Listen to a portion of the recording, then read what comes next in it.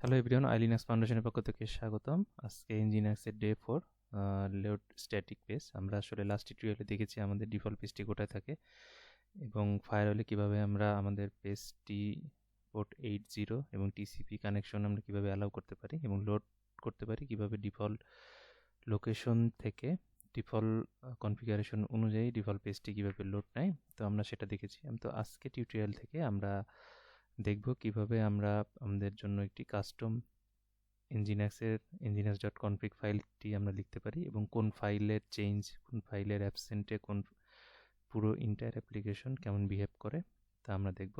তো আমরা জানি যে ডিফল্ট ফাইলটি সার্ভ করা হয় ইউজার শেয়ার ইঞ্জিনিয়ার্স HTML এই লোকেশন থেকে, এবং কনফিগারেশন ফাইল যেটা ইঞ্জিনিয়ার্সের হার্ট অফ দ্য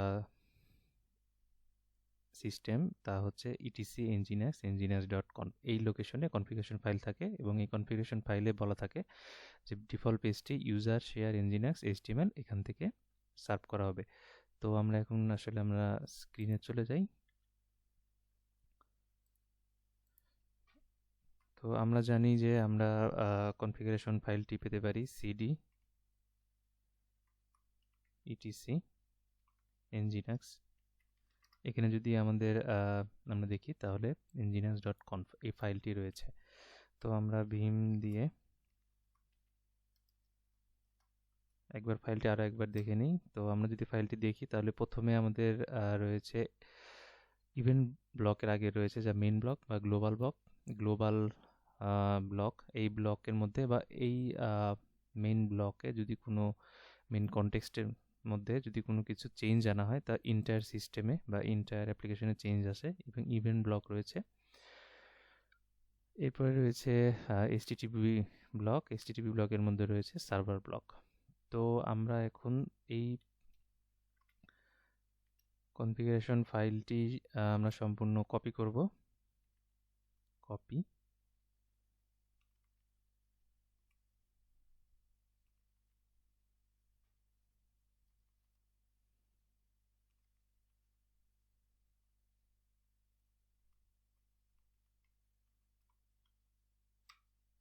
আমরা এই ফাইলটি কপি করলাম, মেইন কনফিগারেশন ফাইলটি, এবং ব্যাকআপ nginx দিয়ে আমরা রেখে দিলাম। আমরা যদি ls করি তাহলে আপনারা দেখতে পাবো যে আমাদের এখানে আরেকটি ফাইল রয়েছে। এটা আসলে অরিজিনাল ফাইলের কপি, ব্যাকআপ কপিটা আমরা করলাম এবং এখানে স্পেলিংটা মিস্টেক হয়েছে, আমি ঠিক করে দিই।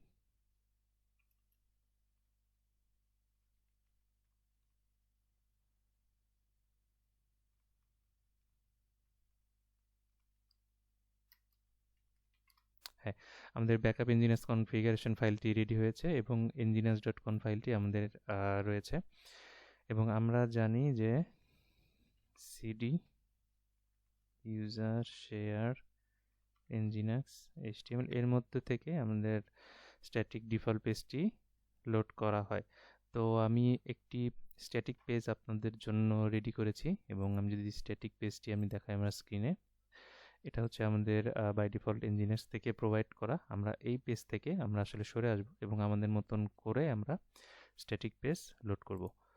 তো এখানে এটা আসলে সিঙ্গেল সাইট একটি পেজ। এখানে খুবই সিম্পল একটা ইন্ডেক্স পেজ রয়েছে এবং একটি স্টাইল পেজ ইন্ডেক্স ফাইলের সাথে লিঙ্ক করা আছে। আমি যদি ইন্ডেক্স পেজটা দেখি তাহলে এখানে দেখা যাচ্ছে যে welcome to iLinux foundation, hello engineers, this is the second lecture. তো এই পেজটা আসলে আমরা লোড করব। এটা আসলে ডিফল্ট পেজ থেকে আমরা সরে আসব এবং এই পেজটা আমরা লোড করব। তো প্রথমে আমি যেটা করেছি, আমার এই ফাইলটি আমার যে প্রজেক্ট ফাইলটি রয়েছে সিঙ্গেল, এই ফাইলটি আমি আমার সার্ভারে আগে থেকে কপি করে নিয়ে এসেছি। তো আমি যদি এই লোকেশনে যাই, আপনাদেরকে যদি দেখাই তাহলে দেখা যাবে সিঙ্গেল জিপ ফাইলটি জিপ আকারে আছে। আমি যদি জিপ ফাইলটিকে আনজিপ করি, আমরা জানি আনজিপ কমান্ডটি দিলে ফাইলটি আনজিপ হয়ে যাবে এবং এখানে এই ফোল্ডারের মধ্যে সে আনজিপ করেছে। এবং এই যে 404 HTML 5x HTML index.html এই ফাইলগুলো nginx বাই ডিফল্ট ভাবে শো করে। তো আমি যদি এখন মুভ করে index.html কে old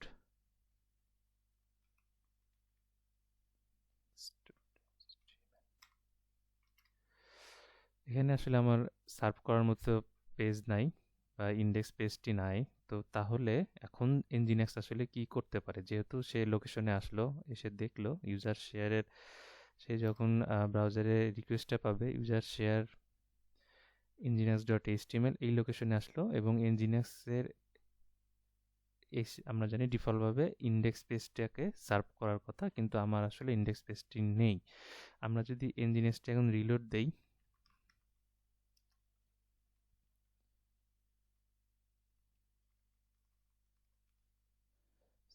আমরা রিস্টার্ট দেই। রিলোড আসলে কি জন্য লাগে তখন আমরা কিছুক্ষণ পরেই দেখব। আমরা সার্ভিসটি রিস্টার্ট করলাম। এখন যদি আমরা ব্রাউজারে চলে যাই, ব্রাউজারে চলে গিয়ে যদি দেখি, ওকে, তো আমাদের যেহেতু ইন্ডেক্স পেজটি নেই, তো সে আসলে 403 ফরবিডেন এই এররটি দেখাচ্ছে, সেই ইন্ডেক্স পেজটি আসলে পায়নি। তো আমরা যে সিঙ্গেল সাইটটি এখানে ডেভেলপ করেছি, এর মধ্যে যা আছে এটা আমরা এখন নিয়ে আসব। আমরা ফোল্ডারে ঢুকে যাই,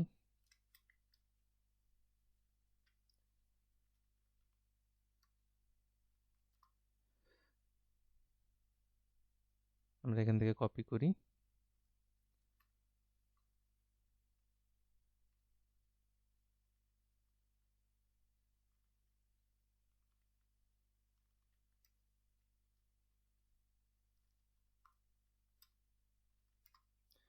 এখন আমার সিঙ্গেল ফাইলের মধ্যে index.html এবং style.css দুটি ফাইল ছিল। এই ফাইল দুটো আমি আমার ডিফল্ট লোকেশনে নিয়ে এসেছি। তো এখন যদি আমি আবার আমার nginxটি রিস্টার্ট করি এবং যদি ব্রাউজারে গিয়ে আমি যদি হিট করি, তাহলে দেখা যাবে আমার সেই ডিফল্ট পেজটিকে লোড করিয়ে দিয়েছে। তো আমরা এখন যেটা করলাম, আমরা আমাদের আগের nginx-এর ডিফল্ট পেজটি থেকে বের হয়ে আসলাম এবং আমাদের বিল্ড করা খুব সিম্পল একটি অন পেজ index.html এবং এখানে css ফাইলকে লিঙ্ক করা হয়েছে তা দেখা যাচ্ছে। তো আমি যদি আপনাকে আমার ইন্ডেক্স ফাইলটি যদি দেখাই, তাহলে দেখা যাবে index.html খুব বয়লারপ্লেট একটি কোড এবং এখানে লিঙ্ক করা হয়েছে style.css, এর চেয়ে খুব বেশি কিছু করা হয়নি। এবং এখানে h2p ট্যাগ দিয়ে জাস্ট ওয়েলকাম টু nginx, এবং আমি যদি এডিট করি, তো এটি আসলে আমাদের ডে 4 এর টিউটোরিয়াল।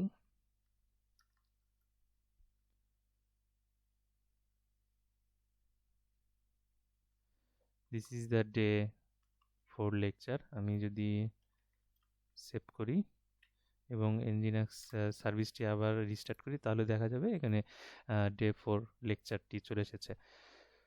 তো আমাদের আজকের উদ্দেশ্য হচ্ছে আমরা কিভাবে আমাদের ডিফল্ট পেজ থেকে বের হয়ে আসলাম nginx থেকে, যেটি ছিল আমাদের index.html, তাকে আমরা মুভ করে বা রিনেম করে ওল্ড index.html রেখে দিয়েছি এবং আমাদের যে সিঙ্গেল সাইটটি ছিল, যেটা আমরা নিজেরা ডেভেলপ করেছি, সেই সাইটটি আমরা এখানে লোড করতে পেরেছি।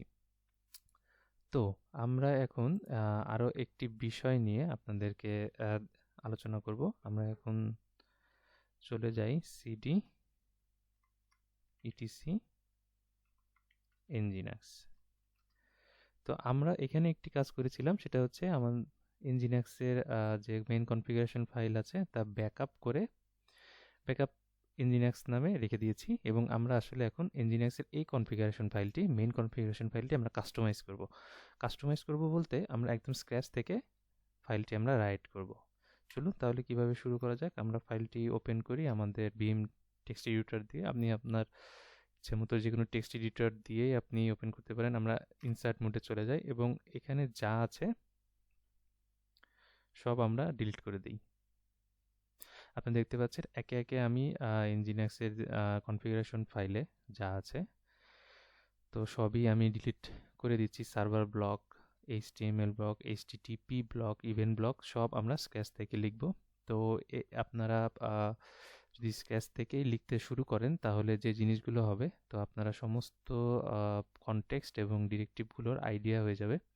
তো আপনারা দেখতে পাচ্ছেন যে আমি আসলে খুব স্লোলি কাজটি করছি এবং আপনাদের সাথে দেখাচ্ছি যে HTTP ব্লক রয়েছে।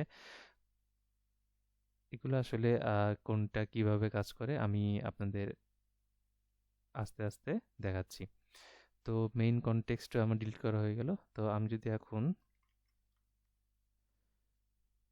দেখি যে আমার cat engineers.conf ফাইলটি আসলে সম্পূর্ণ এমটি। এই অবস্থায় যদি আমরা আমাদের ইঞ্জিনিয়ার সার্ভারটাকে রিলোড দিই, ফেইল দেখাচ্ছে এবং সে আমাকে বলছে যে তুমি কোনো একটা জায়গায় ভুল করেছো বা তোমার সার্ভিস ফাইলটি রিলোড নিচ্ছে না। এখন আমরা কি করব? এখন আমরা vim nginx.conf এই ফাইলটি ওপেন করব। তো প্রথমে আমাদের মেইন কনটেক্সট থাকে, ইনসার্টে যাব। তো আমরা যদি টিউটোরিয়ালটি দেখি, আমরা যদি একটু আমাদের স্লাইডের পেছনের দিকে চলে যাই, তো প্রথমে আমরা দেখা যাচ্ছে যে ইভেন্ট ব্লক, তারপরে HTTP ব্লক এবং সার্ভার ব্লক। এই স্ট্রাকচারটি আইডিয়াল স্ট্রাকচার আমরা দাঁড় করাবো। তো আমরা যদি এখানে দেখি মেইন ব্লকে আসলে আমরা এখন কিচ্ছু লিখবো না, বাই ডিফল্ট যা আছে সেগুলো সবই পাবে। এবং ইভেন্ট ব্লকটি আমরা এই অবস্থায় লিখলাম। এটা আসলে আমাদের ইভেন্ট ব্লক এমটি রাখবো। এরপরে দেখুন এখানে আছে HTTP এবং HTTP চাইল্ড হিসেবে আছে সার্ভার ব্লক। তো আমরা HTTP ব্লক দেব, ব্র্যাকেট দেব। এগুলো আসলে এক একটি কনটেক্সট, এবং কনটেক্সটের মধ্যে আসলে রয়েছে সার্ভার ব্লক।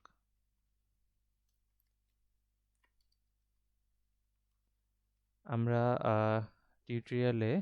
তৃতীয় টিউটোরিয়ালে বলেছিলাম যে HTTP ব্লকটি হচ্ছে সবথেকে লার্জেস্ট ব্লক এবং এর মধ্যেই আমাদের অনেক কনফিগারেশন লেখা হবে। আমরা ইভেন্ট ব্লকসটি লিখলাম। ইভেন্ট ব্লকস নিয়ে আমরা পরবর্তীতে আলোচনা করব। এখন যেহেতু ইভেন্ট ব্লকসটি আমাদের বিল্ডিং ব্লকসের মধ্যে একটি, এই জন্য আমরা এমটি হিসাবে রেখে দিয়েছি। আমাদের মেইন ব্লকটি আমি ফাঁকা রেখেছি। HTTP ব্লকের ভিতর যে সার্ভার ব্লক রয়েছে, সার্ভার ব্লকে আমাদের প্রথম যে ডাইরেক্টিভ থাকবে, যেটা কি ভ্যালু পেয়ারে আমরা লিখবো, সেটা হচ্ছে সার্ভারটি কোথায় লিসেন করবে। আমরা জানি সার্ভার আমরা পোর্ট 80-তে লিসেন করব এবং অবশ্যই প্রত্যেকবার আমাদের যে কি ভ্যালুটা শেষ হবে অবশ্যই সেমিকলনের দ্বারাই শেষ হবে। লিসেন করবে সার্ভার আন্ডারস্কোর নেম। এই সার্ভারটার আসলে একটা নাম দিতে হবে। আপনাদের যদি অ্যাক্টিভ ডিরেক্টরি অথবা ডোমেইন ডিএনএস থাকে, আপনার নিজস্ব ডিএনএস অ্যাক্টিভ ডিরেক্টরির সাথে থাকে বা এরকম ব্যবস্থা থাকে আপনাদের ইন্টারনাল, তো আপনারা সেটা দিয়ে নিতে পারেন বা নেম রিজলভ করতে পারেন। আমার যেহেতু কোনো বিল্ট ইন ডিএনএস নেই, আমি আমার আইপিটি ব্যবহার করছি 192.168.0.106, সেমিকোলন দিলাম। সার্ভার লিসেন করবে এবং সার্ভার আন্ডারস্কোর নেম কোথায় থাকবে, এবং প্রথমে সার্ভারের আমার যে সার্ভারটা রয়েছে nginx, এটা কোন পোর্টে লিসেন করবে এবং সার্ভারের নেমটা আসলে কোথায় থাকবে এবং কোন আইপিতে সে হিট করবে, এবং এরপরে যে লোকেশনটা থাকবে সেটা হচ্ছে রুট লোকেশন থেকে আমরা এখানে যদি দেখাই যে রুট লোকেশন হচ্ছে যে যখন রিকোয়েস্টটা পোর্ট 80 এই স্পেসিফিক এই আইপির এই পোর্টে আসলো এবং সে যে 80 পোর্টে রিকোয়েস্টটা নিয়ে আসলো, সেই 80 পোর্টের যে রিকোয়েস্টটা আসলে সার্ভ হবে কোন লোকেশন থেকে সার্ভ হবে, তাকে যে আমি একটা ওয়েব পেজ দেখাবো, nginx ওয়েব সার্ভারের ইন্ডেক্স পেজটি দেখাবো, ইন্ডেক্স পেজটি আসলে কোথায় থাকবে।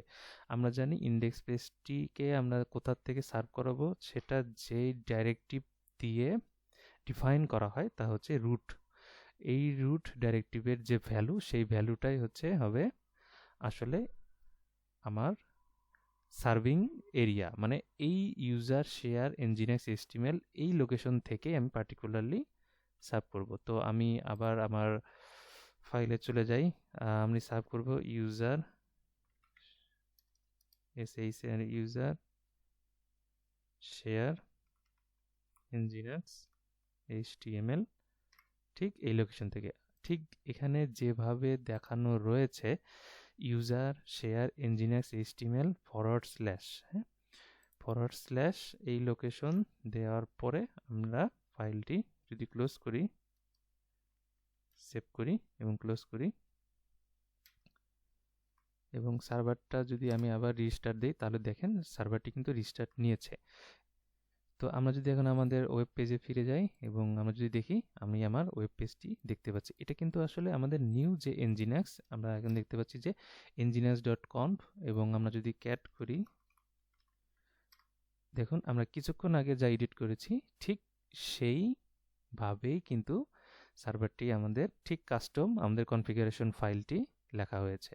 তো আমরা যদি আবার ভিম দিয়ে যদি nginx ফাইলে এবার লোড করাই, দেখুন প্রথমে আমাদের মেন কনটেক্সট ছিল, মেন কনটেক্সটে যা ছিল আমরা সব ফেলে দিয়েছি এবং নতুন করে লিখেছি, এবং আমাদের বিল্ডিং ব্লক হিসেবে ইভেন্ট কনটেক্সটই রাখতে হবে। ইভেন্ট কনটেক্সটের মধ্যে ইভেন্ট কনটেক্সটের মধ্যে আমরা আসলে খুব এমটি অবস্থায় রেখেছি। এমটি অবস্থায় রাখার কারণে আমাদের ডিফল্ট বিহেভিয়ারগুলোই আমরা পাচ্ছি, এবং পরবর্তীতে আমরা দেখব যে ইভেন্ট কনটেক্সটের কি কি ভ্যালু আমরা চেঞ্জ করতে পারি। তারপর আছে HTTP কনটেক্সট, যেটা আমরা মাত্র লিখলাম, এবং এর মধ্যে আছে সার্ভার কনটেক্সট। সার্ভার কনটেক্সটে আমরা আসলে বলি যে কত নাম্বার পোর্টে আমার সার্ভারটি লিসেন করবে, সার্ভারের নেম কী হবে। এখানে আপনি ডোমেইন নেম দিতে পারেন।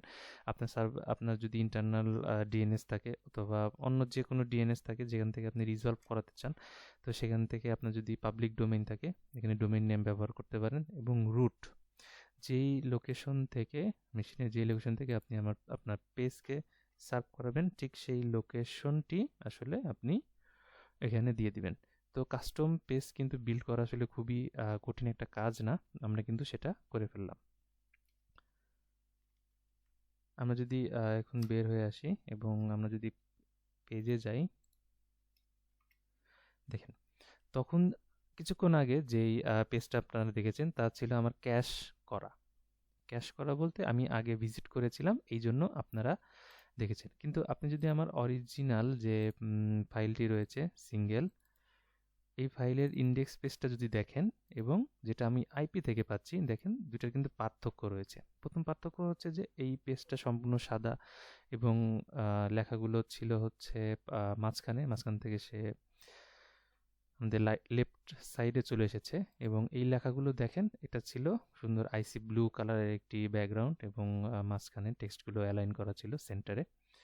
কিন্তু আমাদের যে কনফিগারেশন ফাইল, আমি যদি আবার কনফিগারেশন ফাইল ওপেন করি, তো এইখানে আপনি যে জিনিসটা দেখতে পাচ্ছেন যে এই কনফিগারেশন অনুযায়ী আমাদের যে ফাইলটি লোড নিয়েছে তা কিন্তু আসলে আমার অ্যাকচুয়াল পেজটাকে লোড করাতে পারেনি। আপনারা আবার দেখতে পাচ্ছেন যে অ্যাকচুয়াল পেজটাকে লোড করাতে পারেনি।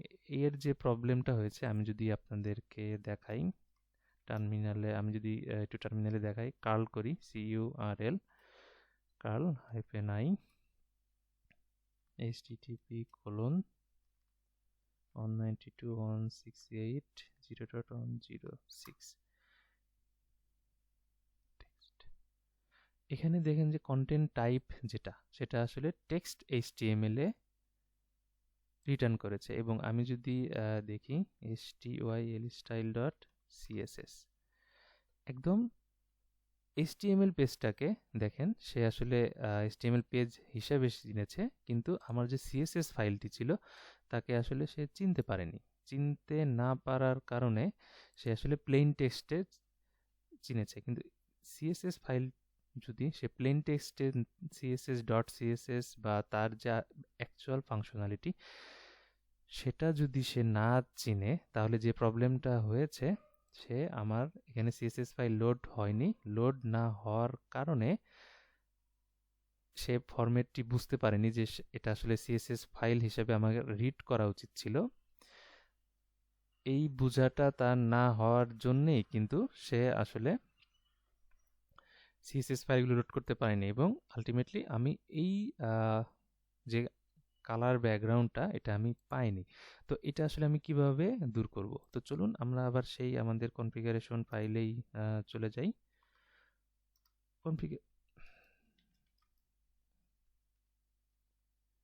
তো কনফিগারেশন ফাইলে আমাদেরকে একটা বিষয় আসলে আমাদের অ্যাড করতে হবে এখানে, যেটা হচ্ছে যে বলে দিতে হবে যে তুমি এই টাইপগুলো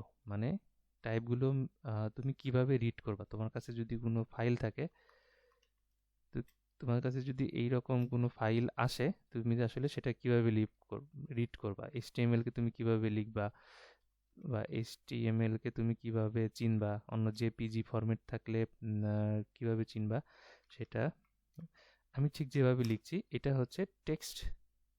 তোমার কাছে যদি HTML এর টেক্সট আসে, তুমি HTML হিসাবে তাকে ট্রিট করো, এবং CSS এর টেক্সট আসলে তুমি তাকে CSS হিসাবে ট্রিট করো। আমরা যদি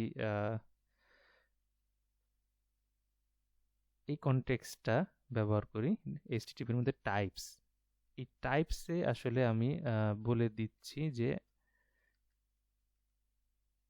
তোমার কাছে কি ধরনের রিকোয়েস্ট আসলে, কি ধরনের পেজ আসলে, বা কি ধরনের ফরম্যাট আসলে তুমি কি ধরনের বিহেভ করবা। তো কনফিগারেশন ফাইলে আমরা টাইপসটা উল্লেখ করে দিলাম যে তোমার যদি HTML পেজ আসে বা HTML ফাইল আসে, তুমি তাকে HTML হিসেবে ট্রিট করো, এবং CSS আসলে CSS হিসেবে ট্রিট করো। আমরা যদি ফাইলটি সেভ করে বের হয়ে আসি এবং nginxটিকে যদি আমি আবার রিস্টার্ট করি, রিস্টার্ট করলে আমরা কিন্তু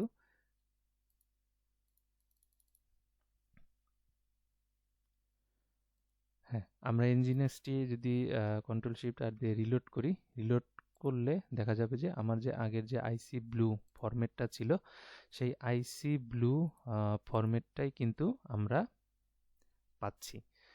তো আসলে আমার পক্ষে তো আসলে এই রকম কি সম্ভব যে আমি প্রত্যেকটা ফাইল ধরে ধরে বা প্রত্যেকটা ফরম্যাট ধরে ধরে, আমরা তো আসলে এরকম জানবো না যে আমাদের কাছে হিউজ টাইপের ফরম্যাট থাকতে পারে, জেপিইজি থাকতে পারে, MP4 থাকতে পারে, MP3 থাকতে পারে। তো এই ফরম্যাটগুলো তুমি কিভাবে আসলে আমাকে ট্রিট করবা?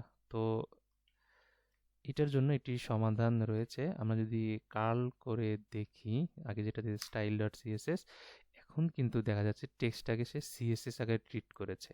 কিন্তু আমি যদি আপনাদেরকে প্রিভিয়াসে নিয়ে যাই, প্রিভিয়াসলি আমি যখন সিএসএস ফাইলটাকে দেখেছি তখন কিন্তু সে প্লেন টেক্সট আকারে ট্রিট করেছিল। এখন কিন্তু সে আসলে প্লেন টেক্সট আকারে ট্রিট করছে না, এখন কিন্তু সে সুন্দর সিএসএস ফাইল আকারে ট্রিট করছে, যার কারণে আমি ব্রাউজারে রিলোড করার সাথে সাথে আমার সিএসএস ফাইলগুলো লোড নেওয়া শুরু করেছে। এখন এখানে যদি আমি এলএস করি, এখানে আপনারা দেখতে পাচ্ছেন mime dot types dot default mime dot types এই নামে একটি আমাদের কাছে ফাইল রয়েছে। আসলে মাইম ডট টাইপসটি কি, এটা আমরা চেক করি। ফাইল কমান্ড দিলে আমাদের দেখা যাবে মাইম ডট টাইপস আসলে কি। এখানে বলছে যে অ্যাসকি টেক্সট ভ্যালু। তো দেখি আমাদের আসলে কি আছে মাইম ডট টাইপসের ভিতরে। এখানে আপনারা দেখতে পাচ্ছেন বিভিন্ন টাইপের ফাইল ফরম্যাট, যেমন টেক্সট ডট এইচটিএমএল হলে তাকে এইচটিএমএল আকারে ট্রিট করো, টেক্সট ডট সিএসএস হলে তাকে সিএসএস আকারে ট্রিট করো, টেক্সট ডট এক্সএমএল আছে এক্সএমএল আকারে ট্রিট করো। তো এই মডিউলটি আমাদেরকে অ্যাড করতে হবে ম্যানুয়ালি। তো আমরা এখানে ভীম ইটিসি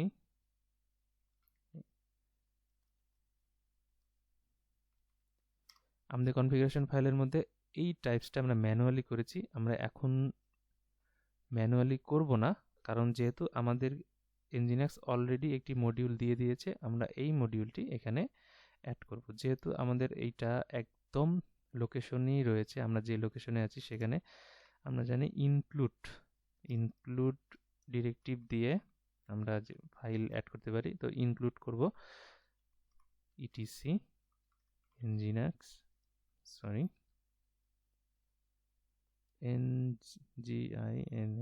nginx mime.types এরপরে আমি সেমিকলন দিয়ে আমি বের হয়ে আসলাম, এবং ফাইলটি যদি আমি শেয়ার করি, systemctl রিস্টার্ট nginx দিলে আমাদের ফাইলটি, আমাদের সার্ভারটি রিস্টার্ট করবে, এবং দেখুন কন্ট্রোল শিফট আর রিফ্রেশ করার পরও আমাদের ফাইলটি রয়ে গেছে। তো আমরা যেটা দেখলাম যে মাইম ডট টাইপস, এটা আসলে আমাদের ফাইলের যে ফরম্যাটগুলো সে প্লেন টেক্সট আকারে সার্ভ না করে বা MP4 কে MP4 আকারেই ট্রিট করো, HTML-কে HTML আকারে ট্রিট করো, CSS-কে CSS আকারে ট্রিট করো। এটা আসলে আমাদের Nginx-এ আমাদের এই মডিউলটি ইনক্লুড আমাদের সাথে দিয়ে দিয়েছে কনফিগারেশন ফাইলে, আমরা সেটা অ্যাড করলাম। তো আমরা এখন যেটা যদি একটু রিভাইজ করি, আমরা যেটা করেছি, আমরা একদম ফুল স্ক্র্যাচ থেকে আমাদের কনফিগারেশন ফাইলটি আমরা ক্লিয়ার করে ফেলেছি। ক্লিয়ার করার পর আস্তে আস্তে এই ফাইলটিকে আমরা রেডি করেছি। প্রথমে আমরা ইভেন্ট ব্লকটি দিয়েছি, তারপর আমরা HTTP ব্লক নিয়েছি, HTTP ব্লকের মধ্যে আমরা সার্ভার দিয়েছি। তো সার্ভার ব্লকের সবচেয়ে গুরুত্বপূর্ণ কনফিগারেশন হচ্ছে সার্ভারটা কোথায় লিসেন করবে, সার্ভারের নেম কি হবে এবং সার্ভারটি আসলে কোথা থেকে সার্ভ করবে সেটা আমরা বলেছি। তো আমরা যদি এখানে আরেকটু করি যে আমি চাই যে আমার সার্ভারটি পোর্ট 80-তে লিসেন করবে না, পোর্ট 81-এ লিসেন করবে। তো সেটা আসলে আমরা করতে পারি, এখানে পোর্ট 81 লিখে দেব এবং আমি ফাইলটি সেভ করব। সেভ করার পরে আমি একটি কমন শিখাবো, সেটা হচ্ছে যে আমি যে সিনটেক্সটা দিয়ে আসছি Nginx-এর কনফিগারেশন ফাইলে, সিনটেক্সটা আসলে ঠিক আছে কিনা আমি কিভাবে বুঝতে পারবো। এটি কনফিগারেশন বিল্ড করার পরে বা কনফিগারেশন লেখার পরে, তাহলে আমি যে কমান্ডটি দেখলে বুঝতে পারবো সেটা হচ্ছে nginx-t। এই কমান্ডটি দিলে এখানে দেখাবে যে আপনার etc Nginx-এর কনফিগারেশন সিনটেক্স চেক আছে এবং সে সিনটেক্সের যে Nginx-এর কনফিগারেশন যে টেস্ট করেছে তা সাকসেসফুলভাবে সাকসেসফুল সে পেয়েছে। আমরা এমন সময় হতে পারে যে আমি সার্ভার রিলোড দেওয়ার আগে বা সার্ভারের কনফিগারেশন ফাইল আমরা চেঞ্জ করলাম, চেঞ্জ করার পরে আমরা চাচ্ছি যে দেখতে যে আমাদের কোনো সিনটেক্স টাইপও ভুল হয়েছে কিনা। তো সেটা দেখার পরে আমরা সার্ভারটি রিলোড দেব। তো সেটা আসলে আমরা nginx-t এই কমান্ড দিয়ে দেখতে পারি। এবং আমরা যদি দেখি যে আমরা যদি কোনো মিস্টেক করে আসি, সাপোজ আমি যদি এখানে সেমিকোলন বাদ করে সেভ করে বের হয়ে আসি এবং nginx-t দিলে সে দেখাবে যে আমি একটি ইনভ্যালিড আর্গুমেন্ট দিয়েছি সার্ভার নেমে। হ্যাঁ, সার্ভার নেমে আমরা যদি কনফিগারেশন ফাইলে যাই, এখানে সার্ভার নেমের ঠিক আগে আমার একটা সেমিকোলন বাদ পড়েছে। হ্যাঁ, তো এই কমান্ডটি আসলে আমাদের খুবই গুরুত্বপূর্ণ কমান্ড, কারণ সিনটেক্স চেক করার পরেই আমরা সার্ভার রিস্টার্ট দেব। আসলে এখানে দুইটি কাজ করতে পারি। আমরা এখানে পুরো সার্ভিসটা রিস্টার্ট দিচ্ছি, আমরা পুরো সার্ভিসটা রিস্টার্ট না দিয়ে কিন্তু আমরা রিলোড দিতে পারি। আসলে রিস্টার্ট এবং রিলোডের মধ্যে যে পার্থক্যটা আমরা করব সেটা হচ্ছে যে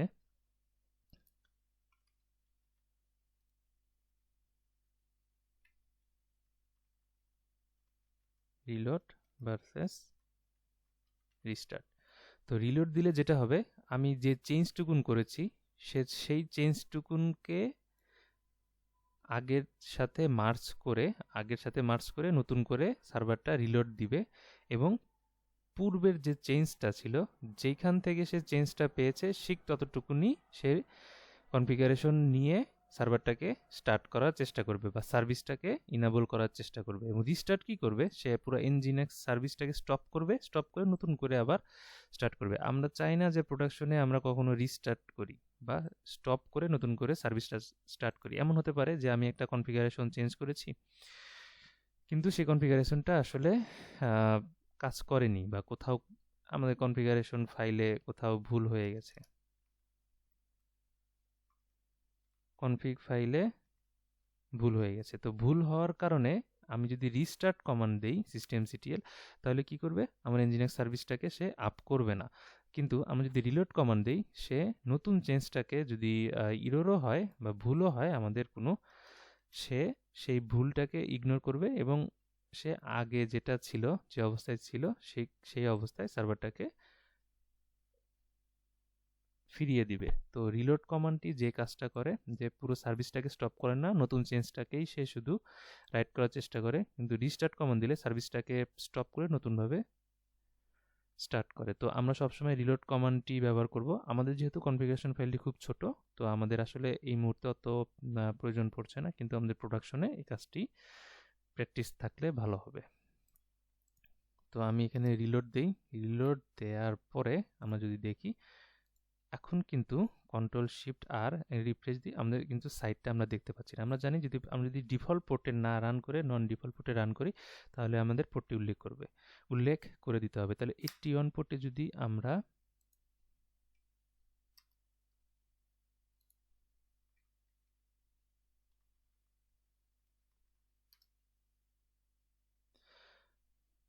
রান করি তাহলে সার্ভারটি আমাদের 81 পোর্টে দেখানোর কথা, কিন্তু আসলে দেখাচ্ছে না। এর কারণ হচ্ছে আমাদের ফায়ারওয়ালে বলা হয়নি। তো ফায়ারওয়ালে আমাদেরকে কিন্তু বলে আসতে হবে যে আমি পোর্ট 81কে ওপেন করছি। তো আমরা ফায়ারওয়ালে বলে আসি ফায়ারওয়াল -cmd add